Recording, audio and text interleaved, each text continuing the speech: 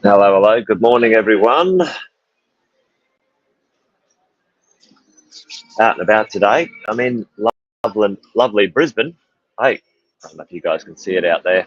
It's a bit rainy, actually. But it's always an impressive place to be. Beautiful Brisbane. Looking forward to hanging out here for a couple of days with my team. But good morning to all of you guys. Welcome to another Wealth Coffee Chat. A little bit late this morning, but a bit late than never, they say. Hey, morning, Alison. Morning, Sharon. Jinmay, Luke, James. Hope you're all awesome and well, folks.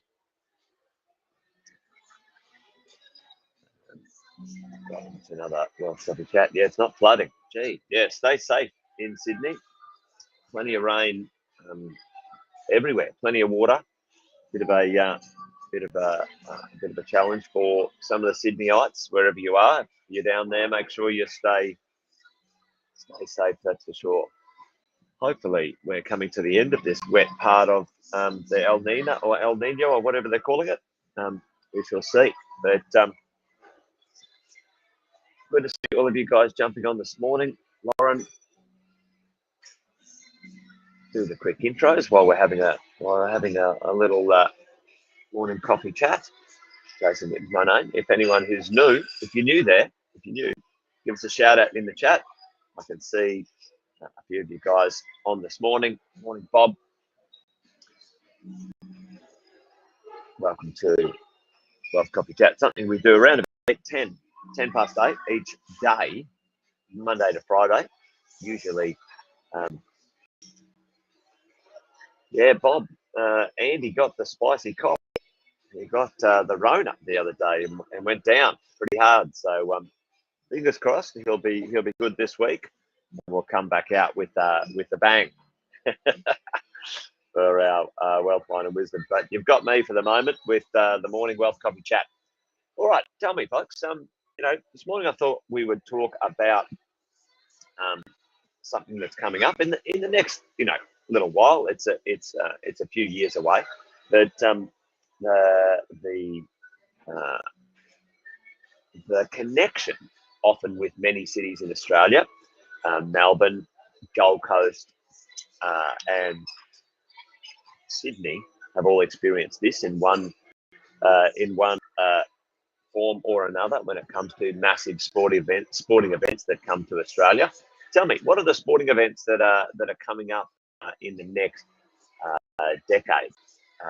Ladies and gents, team in the chat, let me know. Tell me which sporting events do you guys know, guys and girls know, is coming, and where are they coming to in the future for Australia? We've got some headwinds right now as property investors. You guys all know this, and the interest rates are going to rise, and they're rising. I think they'll get on with it pretty quick, and they'll knock over, and then hopefully everyone can just realise the world hasn't ended, and life will continue to move forward. World Cycling Championships are well. I didn't know that one, Bob. That's a newbie. That's good. I'm going to put that on my list. No, my list. Hey, morning, Chris. Yeah, we've got some big events coming up, and often attached to these events are international. So what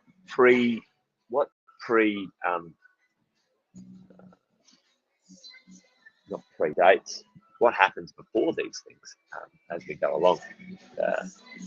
FIFA in Melbourne, I love it. All right, well, here's a few. Let me see if I can get onto my little presentation here.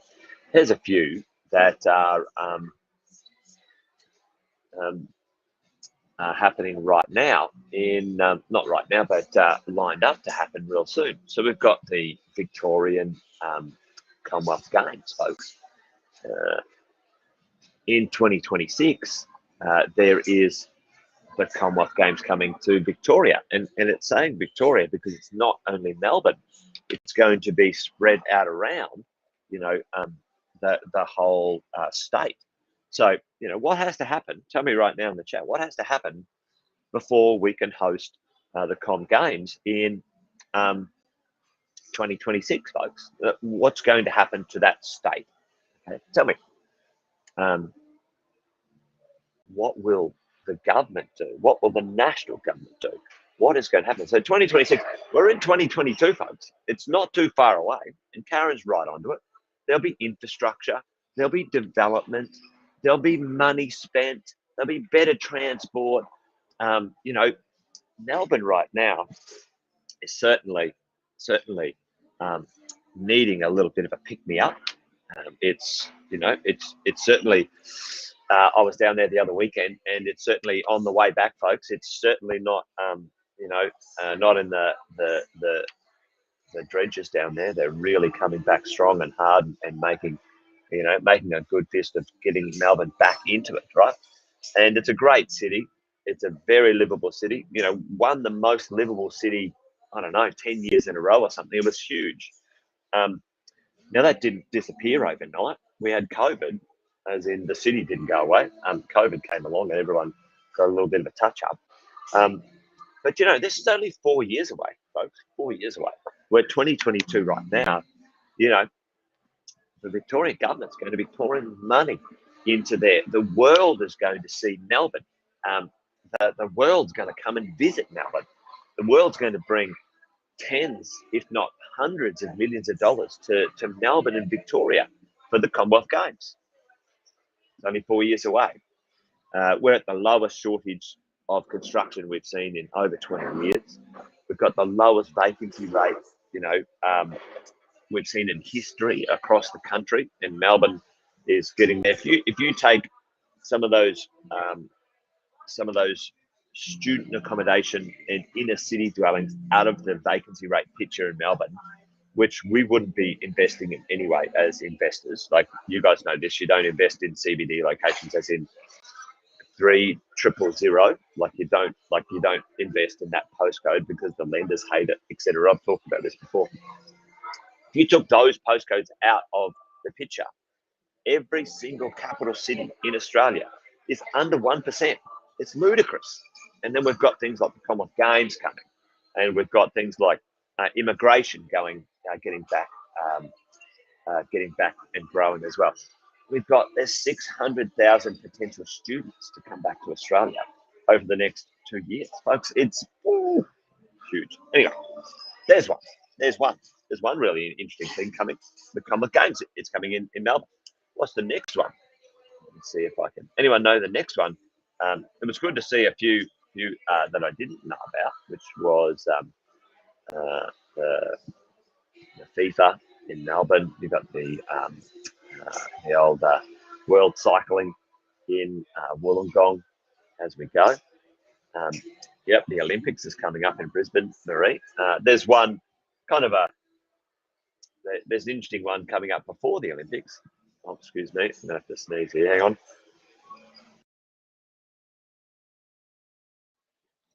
Live. Anyway, I think I got the mute button just before that happened. Anyway, so the Olympics is coming in 2032 in Brisbane. We know that one. There's one beforehand that's pretty interesting as well, which is this. Check that out. All right. Australia to host the 27 and 29 Rugby World Cups. Rugby World Cups. Now, it's not as big as soccer, but still, again, it's a worldwide event, which brings lots of people to Australia and more revenue, more visitors, and more infrastructure to be put in place. Excuse me. So for all of us, We've got the World Cycling Championships in Wollongong. We've got some soccer coming. We've got some rugby coming. We've got the Commonwealth Games coming, and the big one, the big finale, not really the finale, but the big one also is the Olympic Games in Brisbane coming for 2032. So really, I mean, the next decade, folks, in Australian real estate is pretty, I think it's going to be pretty interesting, pretty amazing. The only thing that's an unknown right now is is going to be the interest rates, and I think we'll know where that lands. I think we'll know the lay of the land, the score, by the end of this year or early next.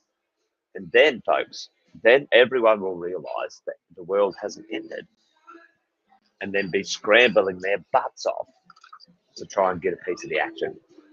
And then, if you and I are in place as property investors with our portfolio and our plans, I think we're going to be pretty well rewarded for that type of stuff as you go along. So there you go, folks.